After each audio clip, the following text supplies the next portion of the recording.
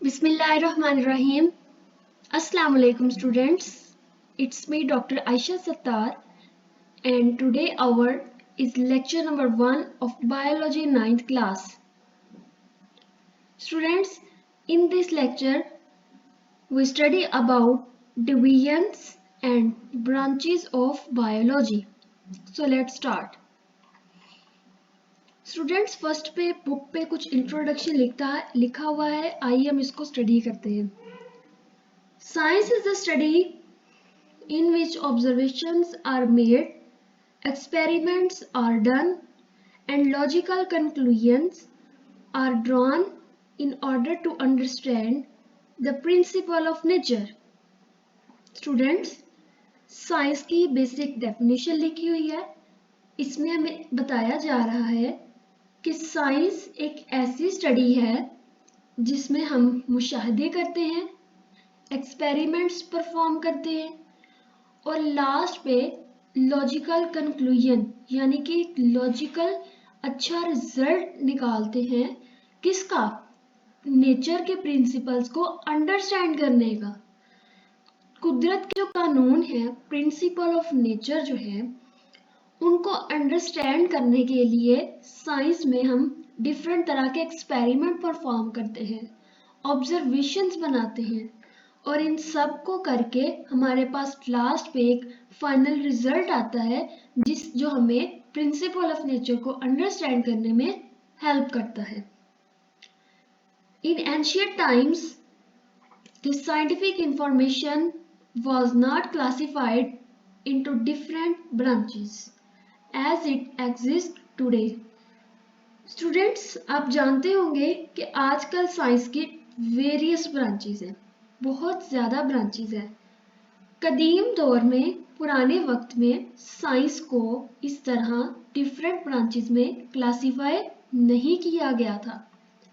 All the scientific information was included under one head, that is science. Students, पुराने दौर में जब science की डिफरेंट क्लासिफिकेशन नहीं थी तो जितनी भी साइंटिफिक इंफॉर्मेशन होती थी उसको एक ही वर्ड के अंदर सम अप किया जाता था और वो क्या था? Science word. With the passage of time scientific information increased many folds and this enormous scientific knowledge was then classified into different branches like biology, physics, chemistry, mathematics, etc. Students, passage of time के साथ यानी वक्त गुजरने के साथ साथ scientific knowledge क्या हुआ? बहुत इंक्रीज हुआ और साइंटिफिक नॉलेज को हमने फिर डिफरेंट क्लासिफिकेशन में कर दिया. स्टूडेंट, वो क्लासिफिकेशन क्या है? जिसमें है बायोलॉजी, फिजिक्स, केमिस्ट्री, मैथमेटिक्स और बहुत सारी. ये सब क्या है? साइंस की क्लासिफिकेशन है. Next, there is the quote by doctor Abdul Salam. Scientific knowledge is the common heritage of mankind. Science का जो नॉलेज है वो इंसानियत का बुनियादी विरसा है, यानी कि इंसानियत का ये बहुत कीमती असासा है. साइंटिफिक नॉलेज इतना इम्पोर्टेंस रखता है, साइंटिफिक नॉलेज एक ह्यूमन के वर्से में. नेक्स्ट, इंट्रोडक्शन टू बायोलॉजी आपकी बुक पे लिखा हुआ है. Biology is the scientific study of life. Biology जो है स्टूडेंट्स, ये क्या है? Study of life. लाइफ के मतलब स्टडी है.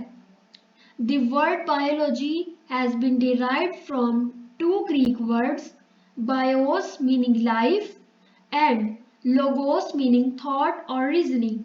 Students, मैंने अपने लास्ट लेक्चर में भी आपको ये बहुत क्लियरली डिफाइन किया था कि जो वर्ड बायोलॉजी है ना, ये किससे डिराइव हुआ है? ये टू ग्रीक वर्ड से डिराइव हुआ है और वो टू ग्रीक वर्ड्स है बायोस एंड लोगोस. बायोस का मतलब लाइफ, लोगोस का मतलब थॉट और रीजनिंग यानी कि ख्यालात. In the course of biology we will study how man has thought about living things. Students, biology के इस कोर्स में हम स्टडी करते हैं कि जो इंसान है वो लिविंग थिंग्स से मुतल्लिक क्या सोचता है, उसकी क्या राय है। To understand and appreciate nature, it is essential to study the structures, function and the related aspects of living organisms. Students, nature को अंडरस्टैंड करने के लिए, कुदरत ने जो चीज़ें बनाई हैं उनको अंडरस्टैंड करने के लिए हमारे लिए ज़रूरी है कि हम जो लिविंग ऑर्गेनिजम्स के स्ट्रक्चर्स और जो उनके फंक्शंस हैं उनको लाजमी स्टडी करें। और स्टूडेंट्स, ये हम स्ट्रक्चर और फंक्शन किस पे स्टडी करेंगे? बायोलॉजी में। Next, the study of living organisms also provides information and remedies to human problems regarding health, food, environment, etc. Students, various problems होती हैं humans की, जिसमें health की problems हो जाती है, कुछ हो जाता है, फूड की प्रॉब्लम हो जाती है, कोई इन्वायरमेंट की प्रॉब्लम हो जाती है और बहुत सारी। स्टूडेंट्स, इन सब प्रॉब्लम्स को भी स्टडी करना बायोलॉजी में आता है और साथ ही साथ इन प्रॉब्लम्स का जो सल्यूशन है, उनकी जो रेमेडीज है या उनका सल्यूशन का जो इंफॉर्मेशन है वो भी हमें कौन बताता है? बायोलॉजी। स्टूडेंट्स, आप देख सकते हैं कि बायोलॉजी कितना ज़्यादा इम्पोर्टेंस रखता है। बायोलॉजी की जो फील्ड है, बायोलॉजी हमें कितने ज़्यादा इंफॉर्मेशन प्रोवाइड करता है। So next moves on the divisions of biology. Divisions of biology में there are three major divisions of biology which study the different aspects of the lives of the major group of organisms. Students, biology की three major divisions हैं जिसमें हम different groups organisms के study करते हैं. So first of all is zoology. This division of biology deals with the study of animals. Students, हमारे पूरे environment में, इकोसिस्टम में जितने भी एनिमल्स हैं, विच इंक्लूड ह्यूमंस भी, इन सब की स्टडी बायोलॉजी की किस डिवीजन में है? ज़ूलॉजी में। ज़ूलॉजी एक ऐसी डिवीजन है जिसमें हम तमाम एनिमल्स की स्टडी करते हैं। The next is botany. This division of biology deals with the study of plants. Students, there are a lot of species of plants in the world. बहुत ज़्यादा प्लांट्स की जो टाइप्स, बहुत ज़्यादा प्लांट्स हैं इस वर्ल्ड में। इन सब प्लांट्स की जो स्टडी है वो बायोलॉजी की किस डिवीजन में आता है? यस, बॉटनी में। तो बॉटनी में स्टडी किसकी करती है? प्लांट्स की। और ज़ूलॉजी में एनिमल्स की। Microbiology, the third division of biology. This division of biology deals with the study of microorganisms such as bacteria, etc. Students, plants भी हो गए, animals भी हो गए. Next, there is a third जो कि क्या है? Microorganisms. Microorganisms के बारे में आपको पता होगा, ये बहुत टीनी ऑर्गेनिजम्स होते हैं जिनको हम माइक्रोस्कोप से देखते हैं और ये भी हमारे इकोसिस्टम में बहुत लार्ज अमाउंट में प्रेजेंट होते हैं। तो स्टूडेंट्स, इन सब माइक्रो ऑर्गेनिजम्स की स्टडी करना किस कैटेगरी में आता है? यस, माइक्रोबायोलॉजी में। तो microbiology study of micro organisms, जिस तरह बैक्टीरिया, फंजाई, एल्गी, सब ये आप आगे भी और पढ़ेंगे। Next, very important long question, very important short question आपका ये है, ब्रांचेस ऑफ बायोलॉजी। स्टूडेंट्स, ये आपको लॉन्ग क्वेश्चन के तौर पर भी आ सकता है, इससे आपको शॉर्ट क्वेश्चन भी आएंगे और एमसीक्यूज भी इससे पूछे जाते हैं। इस टॉपिक को आपने बहुत अच्छे से पढ़ना है। So let's start. The first branch of biology, that is morphology. This branch deals with the study of form and structures of living organisms. Students, living organisms के जो structures हैं उनकी स्टडी करने को हम क्या कहते हैं? Morphology. Morphology the study of structure of living organisms. नीचे लिखा हुआ है मॉलिक्यूलर बायोलॉजी, जिसको एक दूसरा नाम भी है बायोकेमिस्ट्री. देखते हैं हम इसमें किस चीज की स्टडी करते हैं. Molecular biology deals with the study of molecules of life. Molecular biology में हम लाइफ के जो molecules हैं ना, उनके बारे में स्टडी करते हैं. स्टूडेंट्स, ये molecules of life क्या है? ऐसे मॉलिक्यूल जो कि हमारी लाइफ में बहुत ज़्यादा नेसेसरी हैं, जिनमें क्या क्या शामिल है? Water, protein, carbohydrates, lipids and nucleic acids. Students, इनकी डिटेल आप फर्दर नेक्स्ट में पढ़ेंगे और ये सब बहुत इंपॉर्टेंट मॉलिक्यूल्स हैं लाइफ के। इन सब की स्टडी किस में आती है? मॉलिक्यूलर बायोलॉजी में। Next, move on the next branch, that is anatomy. The study of internal structures is called anatomy. Students, human body या कोई भी लिविंग ऑर्गेनिज्म की जो बॉडी होती है ना, उसमें डिफरेंट स्ट्रक्चर्स पाए जाते हैं। इन सब स्ट्रक्चर्स का की जो स्टडी है कि ये स्ट्रक्चर किस तरह के हैं, इनमें क्या क्या है, इन सब ऑर्गन्स के जो इंटरनल स्ट्रक्चर है ना, उसकी स्टडी को क्या कहते हैं? Anatomy. Next, histology. The microscopic study of tissue is called histology. Students, different तरह के ह्यूमन बॉडी में भी टिश्यू पाए जाते हैं, प्लांट्स में भी, हर लिविंग ऑर्गेनिजम्स में डिफरेंट तरह के टिश्यूज पाए जाते हैं। इन टिश्यू को आप आगे भी पढ़ेंगे फर्दर चैप्टर्स में कि वो कौन से टिश्यूज हैं।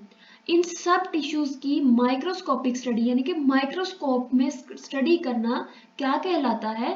हिस्टोलॉजी। हिस्टोलॉजी में microscopic study of tissue and anatomy में study of internal structures. The next is cell biology. The study of structures and functions of cells and cell organelles is called cell biology. Student, मैंने आपको अपने last lecture में भी बताया था कि human body जो होती है ना, या कोई भी लिविंग ऑर्गेनिज्म की बॉडी, वो किससे मिलकर बनी होती है? सेल से। तो उन सेल्स का जो स्ट्रक्चर और जो फंक्शन है ना, उसकी स्टडी हम किस में करते हैं? सेल बायोलॉजी में। तो सेल बायोलॉजी क्या हुआ? सेल और सेल ऑर्गेनेलिस का जो स्ट्रक्चर है, उनका जो फंक्शन है, वो किस तरह काम कर रही है, उनका वो किस तरह के बने हुए हैं, इन चीजों की स्टडी हम किस में करते हैं? सेल बायोलॉजी में। और स्टूडेंट, सेल बायोलॉजी में हम सेल के स्ट्रक्चर और फंक्शन के साथ साथ डिवीजन ऑफ सेल की भी स्टडी करते हैं। डिवीजन ऑफ सेल एक ऐसा प्रोसेस है जिसमें सेल डिवाइड होकर इनटू फर्दर सेल्स में कन्वर्ट होता है। तो इस सेल बायोलॉजी में structure, functions of cell as well as the cell division की स्टडी की जाती है। The next is physiology. This branch deals with the study of the functions of different part of living organisms. Student, living organisms के जो different parts होते हैं, उनका जो function होता है कि वो क्या काम कर रहे हैं, उनकी स्टडी किस में होती है? फिजियोलॉजी में। मैं आपको एग्जांपल देती हूँ, जैसे कि ह्यूमन बॉडी में एक ऑर्गन है जिसका नाम है हार्ट। हार्ट का क्या फंक्शन है? पंपिंग ऑफ ब्लड, ब्लड को पंप करना। स्टमक का क्या फंक्शन है? खाना डाइजेस्ट करना। तो स्टूडेंट्स, हर पार्ट का एक डिफरेंट फंक्शन होता है और उन सब पार्ट के फंक्शंस को की स्टडी को हम क्या कहते हैं?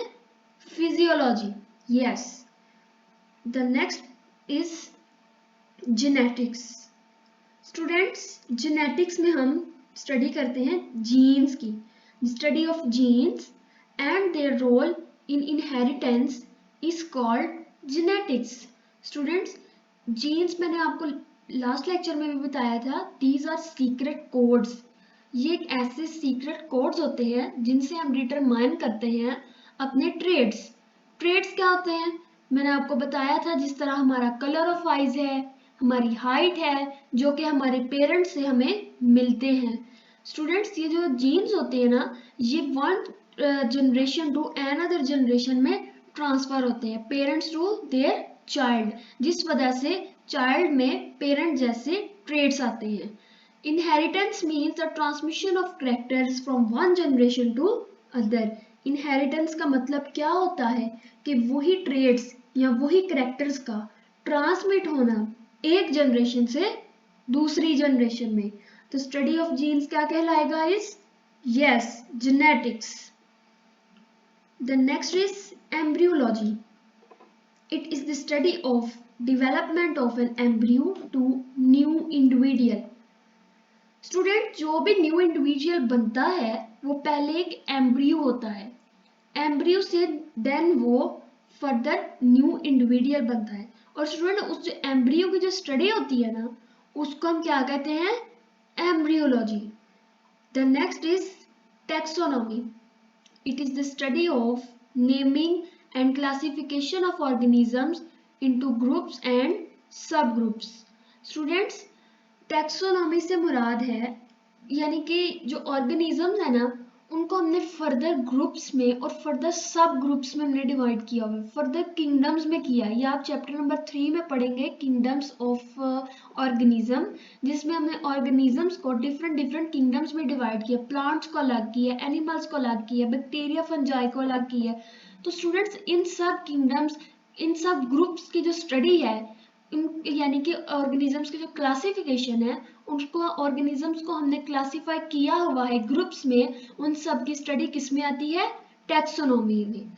सो next is palaeontology. It is the study of fossils which are the remains of extinct organisms. Students, extinct organisms वो ऑर्गेनिजम्स हैं जो अब यहाँ मौजूद नहीं, यानी कि वो पहले दुनिया में मौजूद थे लेकिन अब वो नहीं।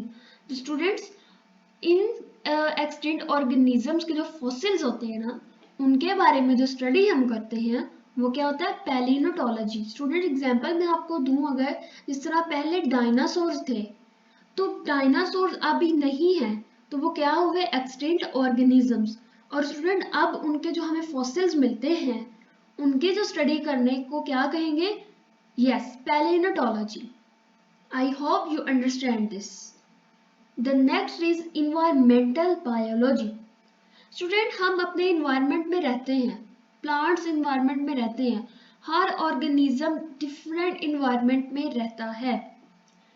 हर उस ऑर्गेनिज्म का जो अपने इन्वायरमेंट के साथ इंटरेक्शन होता है, कि वो किस तरह अपने इन्वायरमेंट में रह रहा है, वो अपने इन्वायरमेंट में कौन कौन सी फैसिलिटीज ले रहा है, इन्वायरमेंट में वो किस तरह सरवाइव कर रहा है, क्या चीज़ें उसके पास हैं, क्या नहीं है, उन सब की स्टडी को हम क्या कहेंगे? Environmental biology. The next is sociobiology. This branch deals with the study of social behavior of the animals that make societies. Student, एक सोसाइटीज में डिफरेंट ऑर्गेनिजम्स रहते हैं, एनिमल्स, प्लांट, डिफरेंट एनिमल्स रहते हैं, उन सब का जो सोशल बिहेवियर होता है जो कि एक सोसाइटी बनाता है, उसकी स्टडी को हम क्या कहेंगे? Sociobiology. The next is parasitology. This branch deals with the study of parasites. तो स्टूडेंट्स, पैरासाइट्स की जो स्टडी है उसको हम क्या कहेंगे? पैरासाइटोलॉजी। स्टूडेंट्स, पैरासाइट्स क्या होते हैं? ये आपके ब्लॉग पे पैरासाइट्स की डेफिनेशन लिखी हुई है, आइए हम इसको स्टडी करते हैं। Parasites are the organisms that take food and shelter from the living host and in return harm them. Student, parasites जो हैं एक ऐसे ऑर्गेनिजम्स हैं जो रहते भी किसी दूसरे ऑर्गेनिज्म के साथ हैं और अपना फूड और अपना शेल्टर भी लेते दूसरे ऑर्गेनिज्म से हैं, लेकिन इन रिटर्न में, बदले में उनको क्या करते हैं? नुकसान पहुंचाते हैं। ये ऐसे के ऑर्गेनिजम्स हैं जो कि अगले को, दूसरे को नुकसान पहुंचाते हैं और उसी से ही अपना खाना और अपना शेल्टर लेते हैं, और इन सब की स्टडी को क्या कहते हैं? Parasitology. The next is biotechnology. It deals with practical application of living organisms to make substance for welfare of mankind. Students, ये जो बायोलॉजी की ब्रांच है ना, बायोटेक्नोलॉजी, इसमें हम ऐसी चीज़ें बनाते हैं, लिविंग ऑर्गेनिजम्स का इस्तेमाल करके ही हम एक ऐसी चीज़ बनाते हैं जो कि मैनकाइंड, इंसानियत के लिए बहुत ज़्यादा हेल्पफुल होती है, बहुत ज़्यादा यूज़फुल होती है। स्टूडेंट्स, जिसमें बायोटेक्नोलॉजी में बहुत ज़्यादा ऐसे प्रोसेसेस हैं जिनसे हम न्यू चीज़ें बनाते हैं, जिसमें डीएनए रिकॉम्बिनेंट टेक्नोलॉजी आ जाती है, जेनेटिक इंजीनियरिंग आ जाती है, जो कि फर्दर आप आगे पढ़ेंगे। इन सब प्रोसेसेस के ज़रिए एक ऐसी चीज़ बनाना जो कि मैनकाइंड के लिए यूज़फुल हो, उन सब की स्टडी को हम क्या कहते हैं? Biotechnology. The next is immunology. It is the study of immune system of animals which defend the body against invading microorganisms. Students ये जो वर्ड सुन रहे हैं इम्यून सिस्टम, इम्यून सिस्टम क्या होता है? हमारी बॉडी में, एनिमल्स की बॉडी में मतलब एक ऐसा सिस्टम होता है जो उनको कोई बीमारी लगने से बचाता है, और अगर कोई जख्म हो गया है, कोई चोट लग गई है, कोई बीमारी लग गई है, तो उससे बॉडी को बचाता है और उससे बॉडी को हेल्प करता है कि वो डिजीज खत्म हो जाए। इम्यून सिस्टम एक ऐसा सिस्टम है बॉडी का, एक हिफाजती सिस्टम है बॉडी का, जो कि हमें डिफरेंट तरह के माइक्रोब्स यानी कि डिफरेंट तरह के इन्फेक्शंस, डिफरेंट तरह की डिजीजेस से बचाता है। और स्टूडेंट्स इस पूरे इम्यून सिस्टम की जो स्टडी करना है वो क्या कहलाता है? Immunology. The second last branch of biology, that is entomology. It is the study of insects. Students, पूरे वर्ल्ड में, पूरे इकोसिस्टम में बहुत ज़्यादा इंसेक्ट्स की टाइप्स हैं, और इन सब इंसेक्ट्स की टाइप्स, उनके स्ट्रक्चर्स को पढ़ना, उन स्ट्रक्चर्स के आगे से फंक्शंस को पढ़ना, टोटली इंसेक्ट्स की जो स्टडी होती है उसको हम क्या कहते हैं? Yes, entomology. The last branch is pharmacology.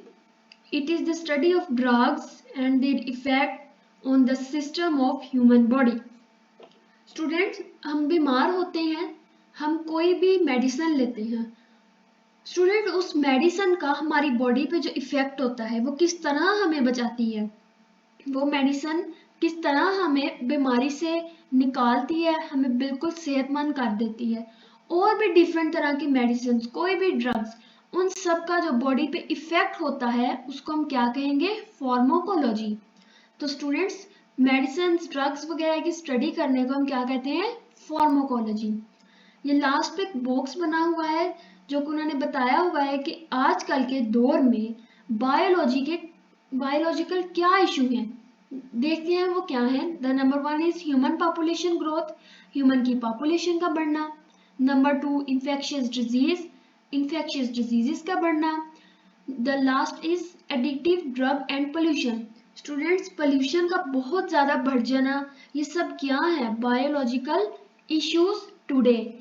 तो ये सब इश्यूज का हल भी है हमारे पास, और इसके अलावा ये हमारे आजकल के बायोलॉजिकल मेजर इश्यूज हैं।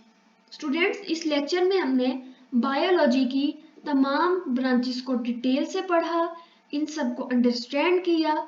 आई होप आपको अच्छी समझ आई होगी। इसमें हमने डिवीजन्स के बारे में भी स्टडी किया, और ब्रांचेस को आपने बहुत अच्छे से तैयार करना है, आपको इम्पोर्टेंट लॉन्ग क्वेश्चन के तौर पर भी आ सकता है पेपर में। आपने मेरे इस लेक्चर को गौर से सुनना है, समझना है, और अपने फ्रेंड्स के साथ भी शेयर करना है, ताकि वो भी अच्छा एक लेक्चर सुन सके और अपने एग्जाम्स में इसको अटेम्प्ट करके अच्छे नंबरों से कामयाब हो। मेरे इस चैनल को सब्सक्राइब करो और बेल आइकन ज़रूर प्रेस कीजिएगा, ताकि हर न्यू आने वाली वीडियो का नोटिफिकेशन आपको ज़रूर मिलेगी। तो इंशाल्लाह हम नेक्स्ट वीडियो में, नेक्स्ट लेक्चर में हम इस चैप्टर का नेक्स्ट पढ़ेंगे। आई होप आपको समझ आई होगी। इंशाल्लाह आपसे नेक्स्ट वीडियो में मिलते हैं, तब तक के लिए अल्लाह हाफिज।